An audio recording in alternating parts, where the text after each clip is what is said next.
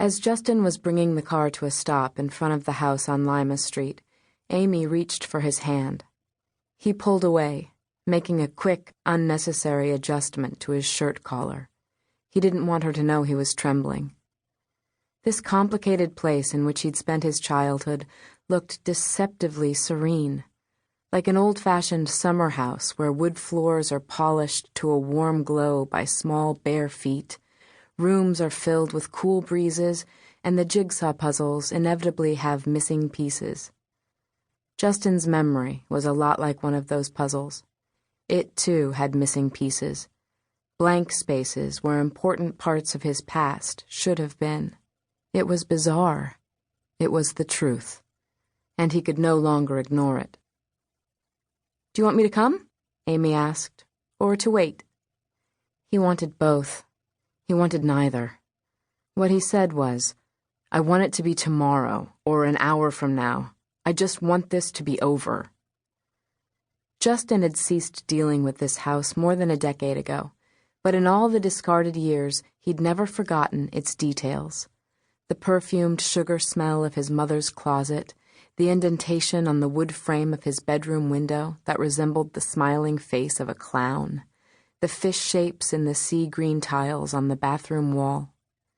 And he remembered his family, his mother, Caroline, her low, clear voice, and the songs she'd taught him to sing, his sisters, Lissa and Julie, and his feeling of terrified delight when they would push him higher and higher in the swings in the park across the street. And Justin remembered watching his father run, and he remembered how fast he could move, faster than any little boy could ever follow. What Justin no longer recalled was why he had let so much time pass without ever returning to his home or contacting the people who lived there.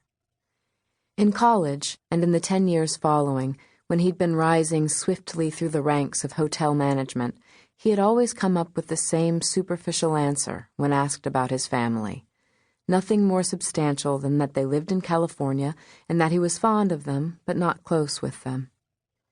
This is what he'd told Amy in the course of their whirlwind courtship, and it was what had been told to her parents when they had been given the news of Justin and Amy's marriage. It was a story Justin had repeated countless times. With each recitation, he knew he was deliberately choosing to let go of his past, but he didn't know why. "Justin, this place is amazing!" Amy's voice seemed to be floating toward him from a great distance. "It looks like some old-fashioned, really remote vacation home, and yet here it is, less than 20 minutes away from Los Angeles." At the sound of a small, fussy cough, Amy turned her attention away from the house. She leaned over and quickly reached into the back seat for Zach. He was waking up from his nap, squirming and eager to be free of his car seat. There was something in Amy's swift, fluid movement that made Justin think of the first time he'd ever seen her, in London, crossing the lobby of the hotel in a peach-colored dress. Her legs had been bare and lightly tanned. Justin had immediately wondered what it would be like to rest his face between those lightly tanned, bare legs, how the heat of it might feel, how the color of it might be the same peachy hue as her dress, and how the taste of it might be the taste of honey. Now, as this odd, trembling fear was moving through him, Justin wanted nothing more than to rest his head in Amy's lap, simply for the warmth and comfort of it. But instead, he got out of the car. He walked away from his waiting wife and baby and went toward the strange place in which he had accomplished his growing up. As he climbed the front steps, he caught sight of his own reflection in one of the wide windows that flanked the door. He glimpsed what appeared to be a shadow of himself gazing out from inside the house, and he had the sensation that time was shifting into an undulant half-speed, slowing and collapsing inward. His crossing of the wide, wicker-furnished porch felt surreal. He hesitated for a minute, thinking about the fast-moving kaleidoscope of events that had unexpectedly led him back to Lima Street.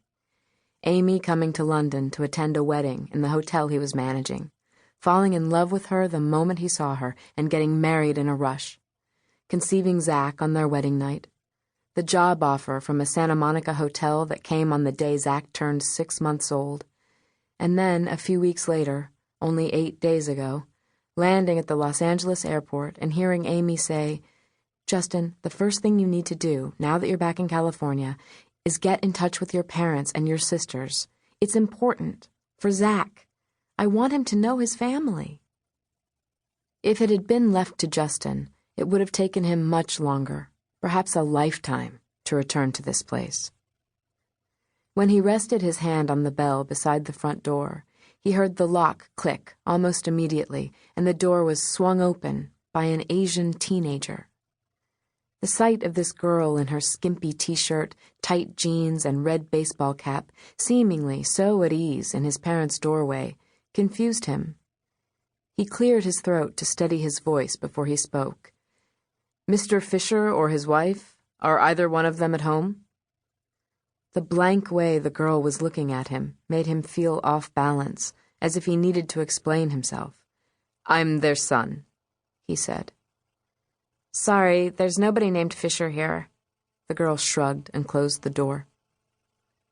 Justin had never conceived of his mother or the rest of his family not being in this house.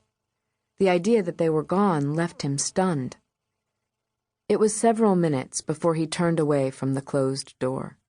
He was almost at the sidewalk when the door opened again and the girl called out to him, "Wait, my mom says the people we bought the house from, their father, the old man who lived here, he was named Fisher. She says she has the address of the place he went after he left here." And with that, the destination for Justin's awkward homecoming was no longer the house on Lima Street.